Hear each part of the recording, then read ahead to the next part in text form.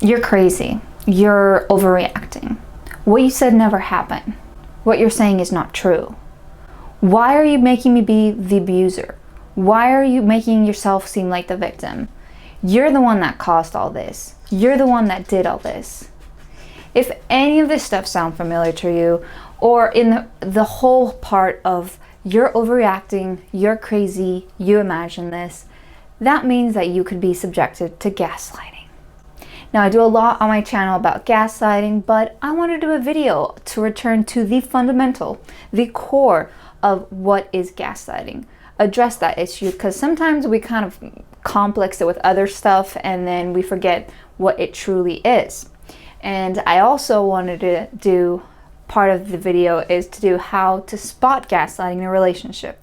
First of all, if you have no idea who I am, my name is Olympia, and with my studies in cognitive neuroscience and art history, what I like to do, I like to dissect that pretty little brain of yours to see what makes you tick, but also makes you talk. So, welcome back, and for those new to my channel, welcome to the G-Spot, aka the gaslighting spot. This is a safe place where we talk about gaslighting, emotional abuse, and in this case, what is gaslighting and how to spot it into a relationship. So, let's start. Oh, by the way, if you haven't already, make sure to smash the subscribe button and ring that bell for your weekly Thursday videos. And yet again, let's start. So first of all, what the heck is gaslighting?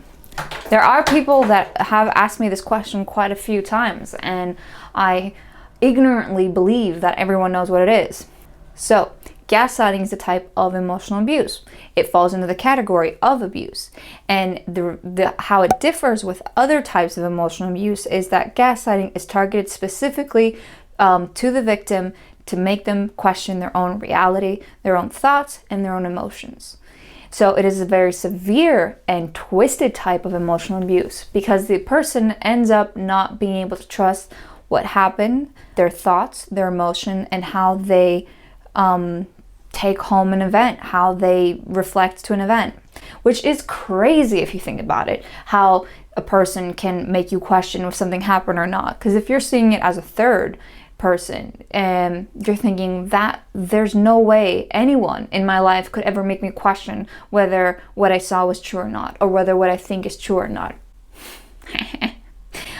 Make sure to check out my video above about how to gaslight someone. It happens in love bombing. It happens much easier than you think, but falling into the category of the third person, jokes aside, I've also done a video on how to tell a friend that they're in an abusive relationship. So, of course, number one rule in gaslighting and sign of gaslighting is that the person is belittling your emotions. So whatever you think, whatever you feel, they will gloss over it. They'll be like, it's not that big a deal, you're overreacting. They will try and convince you that whatever happened didn't really happen. And they'll do this by making you question or bringing in third people. So this is what is called triangulation. So let's say you had discussed about him meeting your parents. And this is a big deal because, you know, he's your partner, your boyfriend, your husband. I don't know. Hopefully he's not your husband. He's already met them before. But let's say your boyfriend, and you've discussed that it's time for him to meet your parents. And you've had an entire discussion. It's been coming up again and again. You've even had this discussion in front of third people saying that, hey, my partner is going to meet my parents on Monday.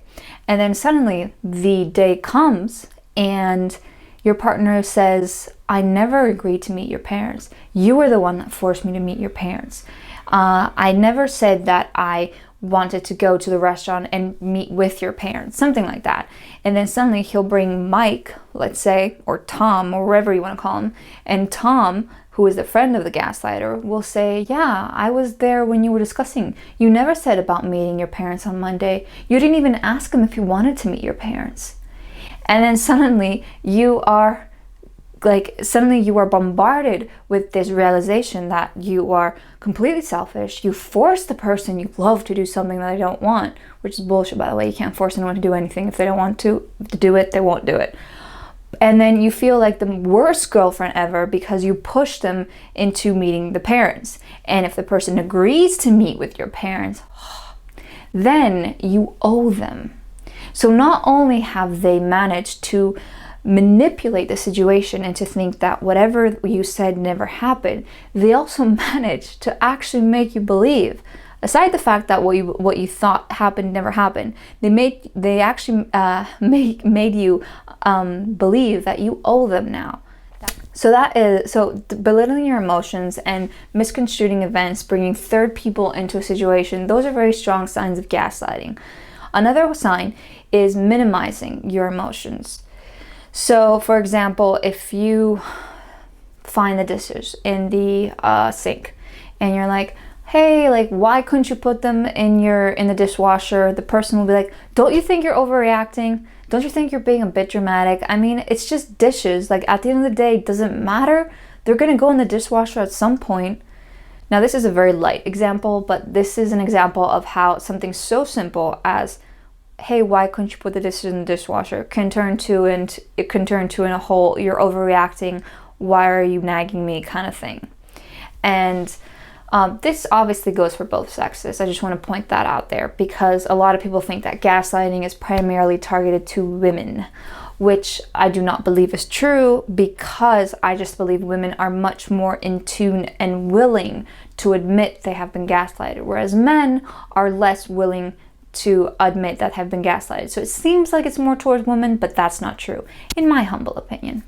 So another strong gaslighting sign, how to spot in a relationship, is lies. Now, a gaslighter, and I've explained this in my video, Can a Gaslighter Ever Change?, has a pathological fear of confrontation. They will do anything in their power to avoid confronting you and what they've done. They will change events, just like, for example, the example I gave with the parents. So obviously, meeting the parents is a big deal, and obviously the person may feel scared, afraid, insecure, and many other things. So they will take that instance, for example, the one with the parents, and they will change it in order to make it seem that, in order to avoid the situation, in order to avoid confronting with the parents. So they will try and manipulate entire circumstances in order to avoid any type of confrontation, because confrontation means they have to show their true colors. And sometimes those true colors are insecure, fear of being vulnerable, fear of losing control, of power, and all that with lies can be avoided. So that's why gaslighters thrive on lies. That's why gaslighters thrive on lies. They're able to manipulate entire conversations, entire events. It's an art, if you think about it in a very dark and abstract way.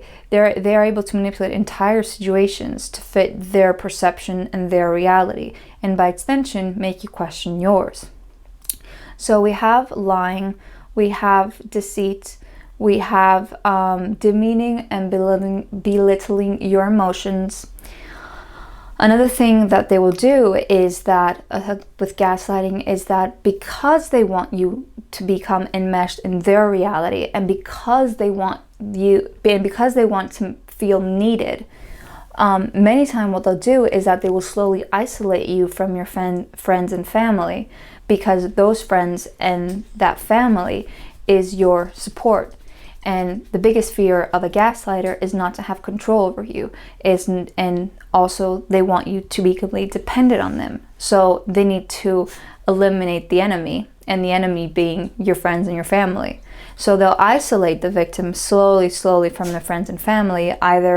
They could say things such as, your friends are jealous of us and they're trying to break us up. Or they can say that your mother does not like me because she did this, or your father does not like me because he did this.